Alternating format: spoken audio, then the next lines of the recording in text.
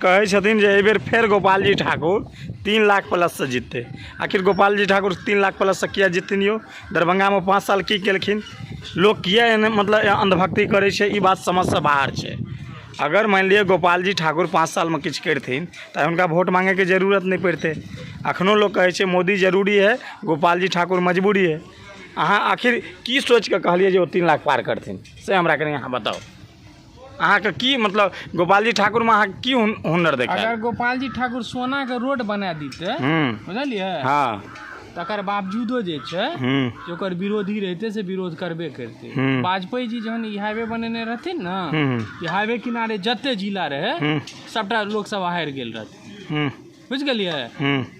Development जे छे ना एठम कोनो मैटर नहीं करे तो की मैटर करे छे? गोपाल जी ठाकुर का की अहाँ मैटर देखे छे? गोपाल एगो सांसद के सबसे पहिल काज छे कि पॉलिसी मेकिंग में ओकर महत्वपूर्ण भूमिका होय छे। हाँ, एकटा सांसद के जे मुख्य जीव एठम लोग एगो हवा बनेने छे, संसद के काज छे मेन विकास काज केना नहीं, संसद के काज छे अपना देश के निर्माण के लिए कानून बनेना।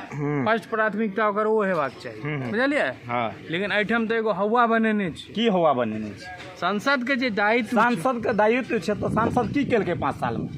हेते नहीं यो सांसद। अहाँ अटल बिहारी वाजपेयी के उपमा दिलियन, गोपाल जी ठाकुर के अटल बिहारी वाजपेयी से उपमा दिलियन।